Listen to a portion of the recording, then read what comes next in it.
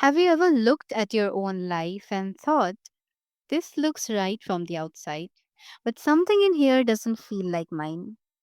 That quiet dissonance is one of the most common and least talked about forms of suffering. We build lives that fit the script perfectly and then wonder why we feel so far from ourselves inside them. Today's guest walked away from a life that looked like success and chose something far more honest.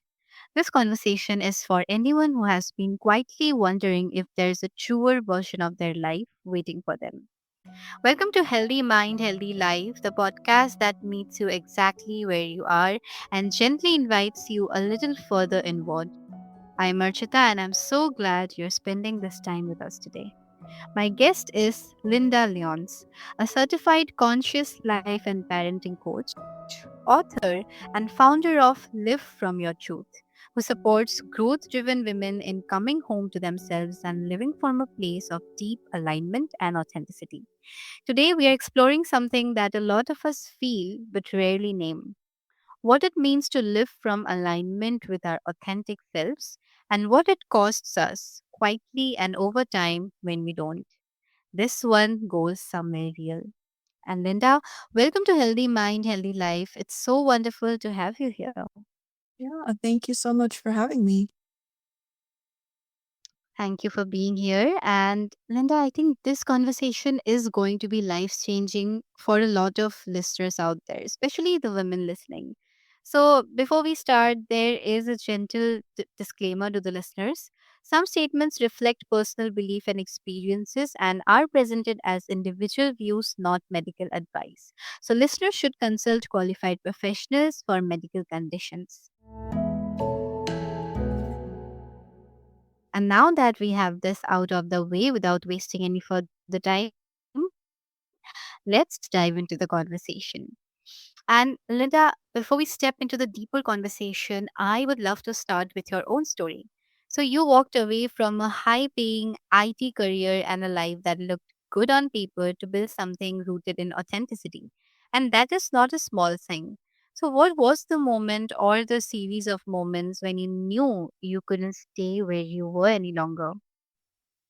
Yeah, that's a great question. I would say, yeah, I had been in IT for about 16 years. And while I went to school for computer information systems, I minored in social psychology. So I always had this curiosity for the inner world, but didn't fully commit to or feel like I at that point could do that and make that the focus.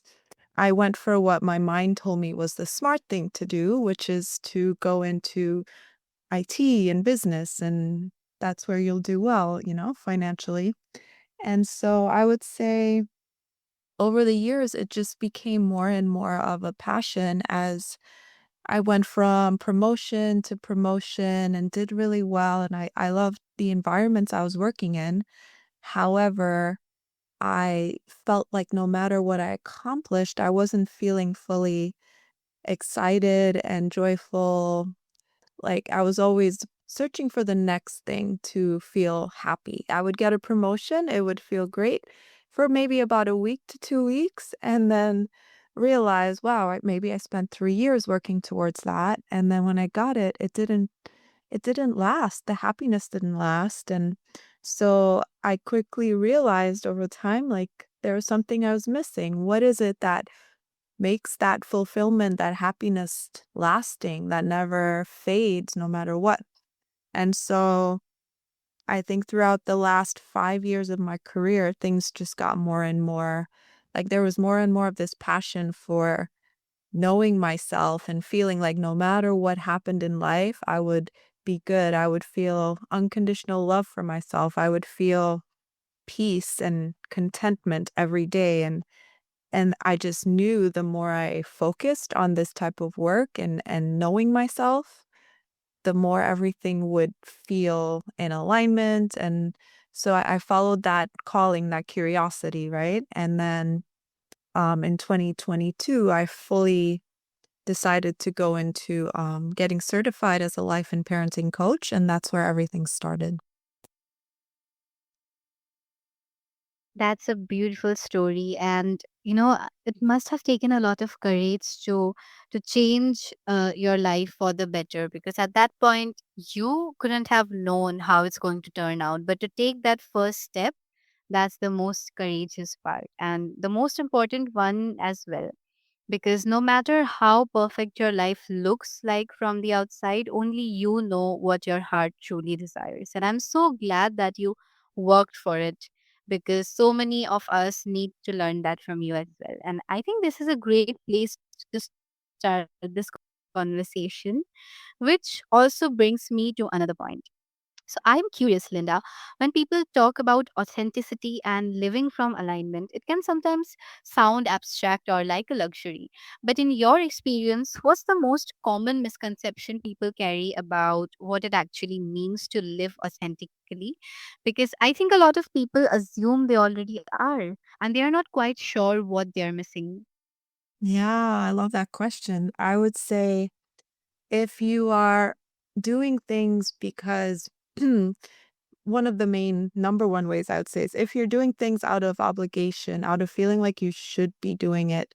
If someone asks you to go somewhere and you say yes out of, yeah, I want to make that person happy or they'll really enjoy it if I go with them versus maybe I genuinely would like to spend an hour with myself and just do something self-care related or take a walk or journal or do whatever makes me feel happy instead of doing that, but I feel like I have to or else they won't be happy or I'll be letting them down, then that's not authentic. That's not me being truthful. I'm doing it to please them and I'm not being myself. And also I would say just being real, meaning like not saying or doing things because you want to get something out of a situation, out of people. There's no agenda, if that makes sense. You're not trying to make something happen. You're not looking to get a particular reaction or outcome or a sale from someone. You're being yourself regardless of what anyone else thinks. It's like, I don't give a damn. I'm just going to be me, say what I feel, and share what is honest to me regardless of what anyone else thinks about it.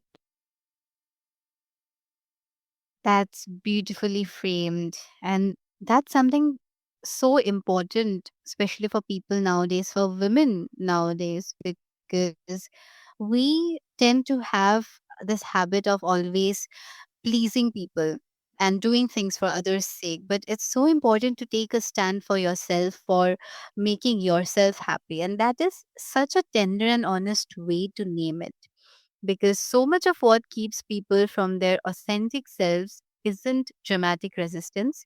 It's a kind of gentle drifting that happens so slowly they don't even feel it until one day they look up and realize that they don't recognize the life they are in. Mhm. So I'm really glad that you brought that up, Linda. And now let's go a little deeper. So, when someone is living out of alignment, maybe performing a version of themselves that doesn't quite fit, what are the deeper patterns underneath that? What are they actually protecting themselves from by staying in that space? Mm, when they're doing that, I would say it's coming from fear. And most likely, if we're used to people pleasing, we've come from environments when we were younger where we felt we needed to be that way to keep the peace in the environment, whether it's home or school and we do that because we feel it's a way of surviving, right? When we're younger, but then over time as we get older, we realize that that's not needed anymore as adults. We don't need to keep playing the good girl or the sweet girl or be kind to other people just so that things go smoothly. We can speak up. People can handle us not liking what they have to say. It's okay to just let go of that way of being and be who you are. Absolutely. And there's something so quietly liberating about that. The idea that the self you've been protecting, the one you've been performing, isn't actually you at all. It's a Mhm. collection of adaptations, and that means you don't have to destroy yourself to change. You just have to come back. But I also believe that a huge part of not being able to do this is because of your own comfort zone. So many of us are inside this little bubble that we have built, that even if it's uncomfortable, it's still a comfort zone for us, and we don't have the courage to take the step to get out of it. So that, I think, your advice, it will help a lot of listeners out there. And what you touched on was not wanting to get out of our comfort zone. I would say to see that as, and in the work I do with women and men sometimes, it's seeing the difference between the mind-made sense of self versus who we truly are. And that mind-made version of us is based in fear, based in vanity, and it always wants to feel like it's either better, it's rating itself as better than someone or not as good as someone constantly. And it's wanting the sense of feeling like it's whole and complete, but it can never fully have that. It's just this running commentary that's running in our minds constantly. And one of the primary things which you shared is that it wants to feel comfort and it wants to feel safe. But seeing that version of us that's in our head, that's made up, that's not real, and realizing that that's the main objective of that part of us, and choosing not to do things from that desire for security and comfort is when we're not choosing to live from that version of us and moving into living from the true self, which is outside of the mind, if that makes sense. That makes so much sense, Linda. And I think you have framed that so beautifully. And now let's talk about what misalignment actually looks like in everyday life. Because I think many people are living it right now without a name for it. So, Linda, what are the signs, and the ones that are easy to explain away, but are actually the body and the soul saying something important? Mm, the signs that we're not in alignment, I would say, are, well, the bigger ones would be if you're in a career that you feel like you should be in, but it's not what you're passionate about. And you know, or you feel like there's something there that you want to be doing. You're not quite sure. Maybe sometimes we know, maybe there's like this idea of, let's say for me, it was inner work, and I didn't quite know what that would look like, but I knew that area of life was very much something I was curious about. So maybe we have a general idea, or maybe we're not even sure, but we know we're not in it right now. That's a clear sign we're not in alignment. Also, if, like I mentioned before, if we're saying one thing but feeling something else, if we say we wanna do things out of pleasing people, but we're not really, that's not the true desire. We don't really wanna be doing the things that we say we wanna be doing. And what else? I would say if you are just not being truthful in general with people, with your relationships, if you're in a relationship and it's not fully, like, you're not excited and joyful, but you feel like you should be in it and you should stay in it. That's another should, right? Another mind-made sense of how we should be living life versus who we truly are and what we're excited about. The real you is, like, maybe curious about what else is possible in terms of relationships, but your mind might be telling you, I should stay here. I should continue. I've been in this for 20 years, and how can I leave? So that's out of alignment. There's a conflict inside, and the real you knows it wants adventure, curiosity, something fresh, but the mind is stuck on sticking to what feels comfortable, going back to comfort and security, right?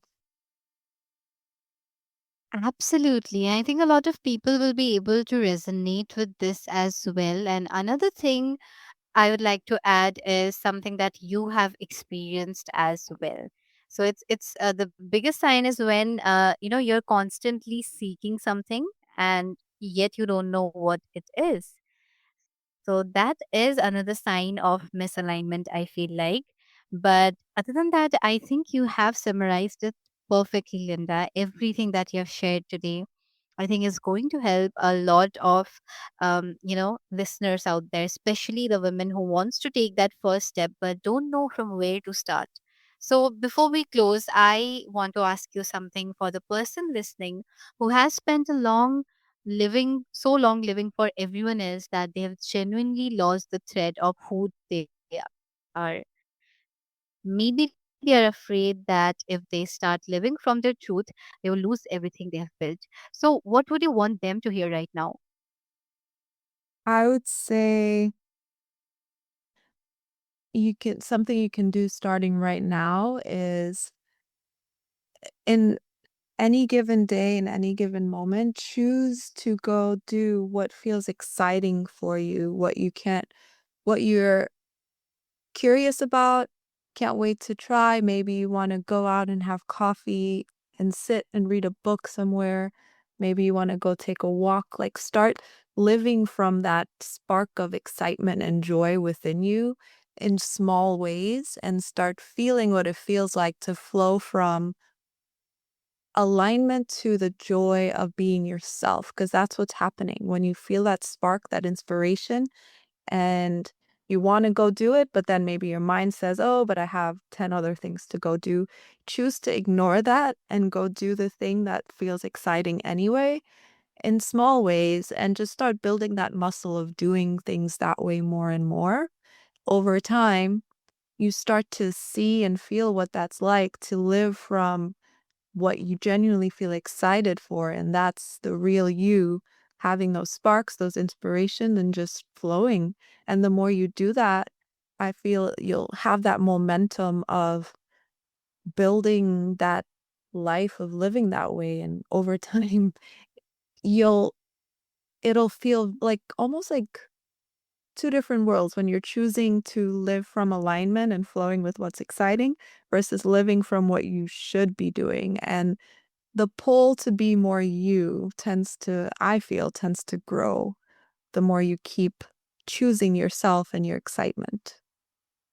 So that's one way we can practically start doing that today. Yeah, yeah, it is. And I think that's a great place to start. I love how grounded and practical those advice are because you're not asking them to change their lifestyle overnight. You are just asking them to take that first step and take it one day at a time. I think that's the most important part. Yeah, Mhm. Linda. So thank you so much for that, for all the honesty, wisdom, and the meaningful insights you've brought into this conversation. And here's what I'm sitting with after this conversation. You were never lost. You were just living someone else's map. And the moment you decide to put that map down, that's when your real life begins. So, Linda, this has been such a nourishing and honest conversation, exactly what this show is made for. So, for everyone listening who wants to explore your work, find your book, or work with you, where is the best place to connect with you? Oh, that would be livefromyourtruth.com. That's the website. You can find the book and ways to meet with me if you're interested. Amazing. And we'll make sure to include that in today's show notes so that it's just one click away and our listeners can reach out to you whenever they want to. And thank you, Linda. And thank you to everyone who showed up for this conversation today because honestly, just choosing to listen to something like this is already a small act of coming home to yourself. If something landed for you today, a word, a question, a feeling you couldn't quite name before, please don't rush past it. Sit with it, write it down. That's where the real work begins. This is Healthy Mind, Healthy Life. And if this episode meant something to you, share it with someone who has been quietly searching for permission to be more of who they really are. New conversations are waiting for you wherever you listen to podcasts. Until next time, be gentle with yourself. The truest version of you has been waiting patiently. It can wait a little longer while you find your way back.